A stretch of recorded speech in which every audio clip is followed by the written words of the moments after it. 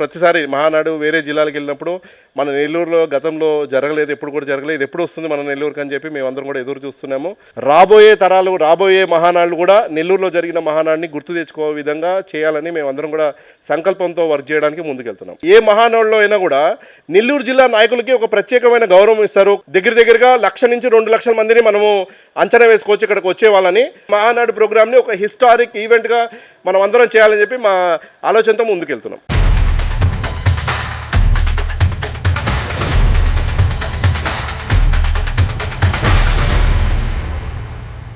Welcome to SAS TV. నేను మీ అమిత్ సేన్. 40 ఏళ్ల తర్వాత మహానాడును నెల్లూరులో నిర్వహించుకునేటువంటి అవకాశం వచ్చిన నేపథ్యంలో తెలుగుదేశం పార్టీ నాయకులు, కార్యకర్తలు ఎంతో ఉత్సాహంగా ఉన్నారు. మనతో పాటు మహానాడు వాలంటీర్ కమిటీ మెంబర్, అలాగే AP environment management corporation chairman Dinesh Reddy ఉన్నారు. వారితో మాట్లాడదాం.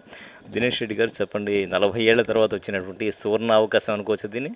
ఖచ్చితంగా అండి. మహానాడుని ఇతర జిల్లాలో అంటే ఇది ఒక ఆనవాయితీ ఉంది. స్వర్గీయ శ్రీ నందమూరి తారక రామారావు గారు ఏర్పాటు చేసిన పార్టీ తెలుగుదేశం పార్టీ. మాకు ఆనవాయితీ అంటే మా పార్టీ ఆవిర్భావం నుంచి కూడా స్వర్గీయ శ్రీ నందమూరి తారక రామారావు గారి పుట్టినరోజు సందర్భంగా 27, 28, 29వ తేదీన మే నెలలో మహానాడు జరుపుకుంటాము. ఈ మహానాడు అనేది అంటే మా తెలుగుదేశం పార్టీ నాయకులకి, కార్యకర్తలకి ఇది ఒక పండగలాగా, పసుపు పండగలాగా. మనందరికీ మన మతాలకు తగ్గట్టు మనకి పండుగలు ఉంటాయి. కానీ తెలుగుదేశం పార్టీ కార్యకర్తలు దీంట్లో అంటే కులాలు కానీ మతాలకు అంటే డిఫరెన్స్ లేకుండా అందరం జరుపుకునే, తెలుగుదేశం పార్టీ కార్యకర్తలు జరుపుకునే పండుగ ఈ మహానాడు పండుగ. ఈ మహానాడు పండుగ నెల్లూరు జిల్లాకి రావడం చాలా ఎంతో సంతోషంగా ఉంది. ఎప్పుడెప్పుడని ఎదురు చూస్తున్నాం మేము కూడా. నెల్లూరులో ఎప్పుడు పెడతారని ప్రతిసారి మహానాడు వేరే జిల్లాలకు వెళ్ళినప్పుడు మన నెల్లూరులో గతంలో జరగలేదు, ఎప్పుడు కూడా జరగలేదు, ఎప్పుడు వస్తుంది మన నెల్లూరుకి అని చెప్పి మేమందరం కూడా ఎదురు చూస్తున్నాము. అనూహ్యంగా ఈసారి మహానాడుని నెల్లూరు జిల్లాలో జరపాలని చెప్పి మా అధినాయకుడు నారా చంద్రబాబు నాయుడు గారు, అలానే మా వర్కింగ్ ప్రెసిడెంట్ నారా లోకేష్ గారు భావించారు. ఖచ్చితంగా ఇది ఒక సువర్ణ అవకాశంగా మేము భావిస్తున్నాము. ఈ మహానాడిని గతంలో జరిగిన మహానాడుల కన్నా అన్నిటికన్నా కూడా అద్భుతంగా నిర్వహించాలని చెప్పి ఇక్కడున్న మా జిల్లా అధ్యక్షులు, అలానే జిల్లా కమిటీ మెంబర్సు, అలానే ఇక్కడున్న ఎమ్మెల్యేలు, మా మినిస్టర్స్, ఇక్కడ మన మినిస్టర్స్ కానివ్వండి, అలానే మనకి ఇక్కడున్న ప్రజాప్రతినిధులు అందరూ కూడా కలిసికట్టుగా పనిచేసి మహానాడిని గ్రాండ్ సక్సెస్ చేయాలి. నా భూతో నా భవిష్యత్తు లాగా అంటే గతంలో జరిగిన మహానాడుల కన్నా అద్భుతంగా నిర్వహించాలి. రాబోయే తరాలు, రాబోయే మహానాడులు కూడా నెల్లూరులో జరిగిన మహానాడిని గుర్తు తెచ్చుకో విధంగా చేయాలని మేమందరం కూడా సంకల్పంతో వర్క్ చేయడానికి ముందుకెళ్తున్నాం. అంటే ప్రధానంగా నెల్లూరుని ఎంపిక చేయడానికి ఏమన్నా ప్రత్యేక కారణం ఉందా? దీని వెనుక నేతల కృషి ఏమన్నా దాగి ఉందా? ఇది ఏంటంటే ఎంపిక చేయడానికి ఏమీ కారణం లేదండి. అంటే ప్రతి జిల్లాలో ఒకసారి జరపడం అనేది ఉంది. ఇవాళ మనకి కొత్త జిల్లాలను కూడా ఫామ్ అయినాయి. దాదాపు 26 జిల్లాలు పైగా ఉన్నాయి మనకి. అయితే ఒకసారి జరిగిన చోట మళ్ళీ రిపిటేషన్గా జరగదు. సో కొత్త ప్లేస్ని ఎన్నిక చేయడం జరుగుతుంది. అయితే ఈసారి శ్రీకాకుళంలో చేయాలని చెప్పి ఇప్పటికే మేము నిర్ణయం తీసుకున్నాం. యాక్చువల్లీ ఒక 15 రోజుల ముందు దాకా కూడా అందరం శ్రీకాకుళంలో ఉంటుందని చెప్పి మహానాడు అని చెప్పి అనుకున్నాము. అయితే వచ్చే నెల మనకి ప్రధానమంత్రి గారు రాబోతున్నారు. భోగాపురం ఎయిర్పోర్ట్ని ఓపెనింగ్ చేయబోతున్నారు. అలానే అక్కడ కొన్ని అభివృద్ధి కార్యక్రమాలు ఓపెనింగ్ చేయబోతున్నారు. అయితే ఇంత షార్ట్ స్పాన్ అంటే తక్కువ సమయంలో 2 మీటింగ్స్, పెద్ద స్థాయి మీటింగ్స్ పెట్టుకోవాలంటే కొంత ఇబ్బంది అవుతుంది. మన ప్రధానమంత్రి గారు మన రాష్ట్రం రావడము చాలా ఇంపార్టెంట్. సో అది అక్కడ ఫోకస్ చేద్దాము, శ్రీకాకుళంలో ఫోకస్ చేద్దాము. నెల్లూరు జిల్లాలో గతంలో ఎప్పుడు కూడా జరగలేదు. సో నెల్లూరు జిల్లాలో జరిపితే, ఎందుకంటే మీరు చూస్తే ఏ మహానాడులో అయినా కూడా నెల్లూరు జిల్లా నాయకులకి ఒక ప్రత్యేకమైన గౌరవం ఇస్తారు. కమిటీస్లో ఖచ్చితంగా దాదాపు 20% నెల్లూరు జిల్లాకు సంబంధించిన వాళ్ళే నాయకులే ఉంటారు. మీరు గతంలో చూస్తే నారాయణ గారు మొత్తం టోటల్గా అవసరమైన మొబిలైజేషన్ కానివ్వండి, అలానే ట్రాన్స్పోర్ట్ కానివ్వండి, ఇవన్నీ కూడా ఆయనే చేసేవాళ్ళు. అలానే రామనారాయణ రెడ్డి గారు అలానే యాక్టివ్ పాత్రలో ఉన్నారు. బీదా రవిచంద్ర గారు ఇతర జిల్లాలో జరిగినప్పుడు అక్కడ ఆయన ముఖ్య పాత్ర వహించారు. అలానే మన ఎమ్మెల్యేలు కూడా వివిధ కమిటీల్లో వాళ్ళు గతంలో పనిచేసి వాళ్ళ సామర్థ్యాన్ని నిరూపించుకున్నారు వేరే జిల్లాలో జరిగినప్పుడు కూడా. అలాంటి గొప్ప నాయకులు కలిగిన ప్రదేశం నెల్లూరు జిల్లాలో జరుగుతుందంటే ఖచ్చితంగా దీన్ని సక్సెస్ చేస్తామనే నమ్మకము మా అధినాయకుడికి ఉంది. అంటే షార్ట్ స్పాన్ అయినా, ఎంత తక్కువ సమయం ఇచ్చినా కూడా అన్నీ కూడా సెట్ రైట్ చేసి సార్ట్అవుట్ చేయగలిగిన కేపబిలిటీ నెల్లూరు జిల్లా నాయకులకు ఉందని చెప్పి నమ్మకంతోనే ఈ రోజున మా సెంట్రల్ టీమ్ మెంబర్స్ అందరూ కూడా నిర్ణయం తీసుకున్నారు. మా అధినాయకుడు నారా చంద్రబాబు గారు, నారా లోకేష్ గారు వాళ్ళు గో హెడ్ ఇచ్చారు. అక్కడి నుంచి శరవేగంగా మనం పనులన్నీ కూడా భూమి పూజ చేసుకోవడం కానీ, జంగిల్ క్లియరెన్స్ అన్నీ కానీ, రేపు 13వ తేదీ అన్ని కమిటీలు వాళ్ళందరం కూడా కలుసుకొని ఏ విధంగా మనము కార్యాచరణ ముందుకెళ్ళాలని చెప్పి అన్నీ కూడా చేపట్టబోతున్నాం ఆ మహానాడు ప్రాంగణంలోనే.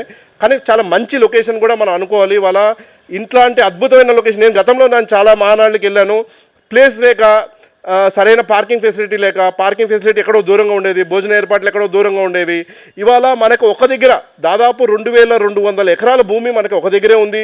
అవసరమైన పార్కింగ్ని అదే విసినిటీలో ఏర్పాటు చేసుకోవచ్చు, సభ అదే విసినిటీలో జరుగుతుంది, ఎగ్జిబిషన్ అదే విసినిటీలో జరుగుతుంది. సో జనాలకి ఎక్కువ ఇబ్బంది లేకుండా హైవేకి యాక్సెస్ ఉంది.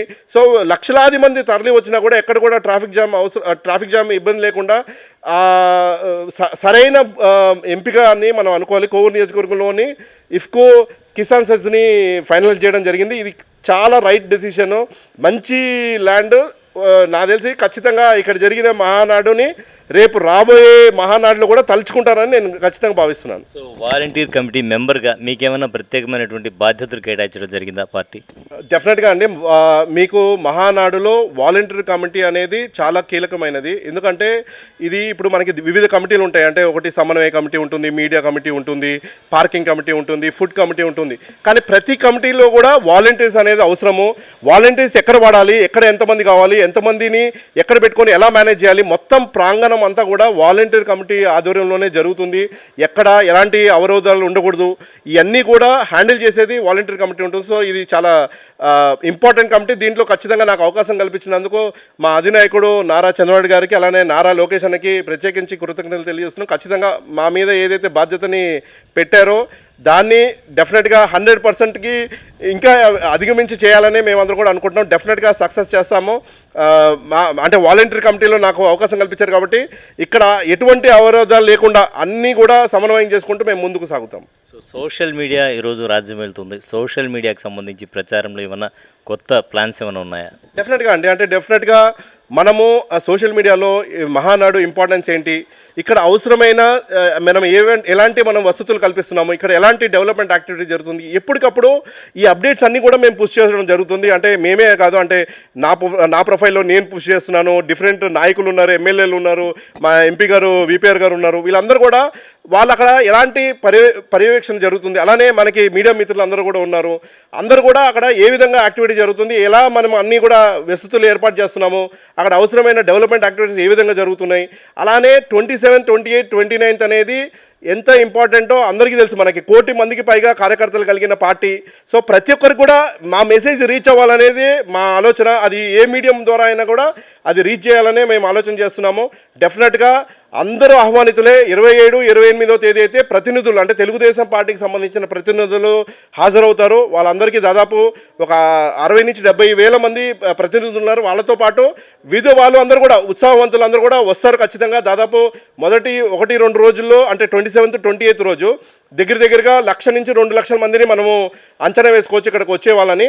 అలానే 3వ రోజు వచ్చి భారీ బహిరంగ సభ ఉంటుంది. గతంలో నేను చూశాను, ఒక బెంచ్ మార్క్ ఉంది, దాదాపు 5 లక్షల దాకా అందరూ వచ్చారని చెప్పి మాకున్న అంచనా. ఇప్పుడు అంతకు మించి దాదాపు 7 నుంచి 10 లక్షల మందిని అక్కడ చేయాలని చెప్పి, అంటే ఇదంతా కూడా అంటే 7 లక్షల నుంచి 10 లక్షలు అంటే ఏదో ఎగ్జాగ్రేట్ చేస్తున్నామని చెప్పి అనుకోవద్దు. అంటే ఇది ఫ్లోటింగ్ కూర్చోవడానికి సభలో ఉండేది 2-3 లక్షల మంది ఉంటారు. కానీ రోడ్ల మీద కానివ్వండి, చుట్టుపక్కల కానివ్వండి, చుట్టూరు విసినిటీ, అలానే మనకి వచ్చేవాళ్ళు, సభకు వచ్చేవాళ్ళు కానీ వచ్చిపోయే వాళ్ళు కూడా చాలామంది ఉంటారు. కొంతమంది వస్తుంటారు, పోతుంటారు. ఇవన్నీ కూడా క్యాలిక్యులేట్ చేసి 7 నుంచి 10 లక్షల మంది దాకా ఈ సభకి వచ్చే విధంగా మేము ప్లాన్ చేస్తున్నాము. డెఫినెట్గా ఈ మీడియా, సోషల్ మీడియా కానివ్వండి, అలానే మన డైరెక్ట్ మీడియా కానివ్వండి, అన్ని మాధ్యమాల ద్వారా మా మెసేజ్ని మేము అందరికి కూడా పాస్ చేస్తున్నాం. అందరూ ఆహ్వానితులే, అందరూ కూడా పార్టిసిపేట్ చేసి ఈ ప్రోగ్రామ్ని, మహానాడు ప్రోగ్రామ్ని ఒక హిస్టారిక్ ఈవెంట్గా మనం అందరం చేయాలని చెప్పి మా ఆలోచనతో ముందుకెళ్తున్నాం. రైట్, మహానాడు సక్సెస్ చేస్తామని చెప్పేశారు.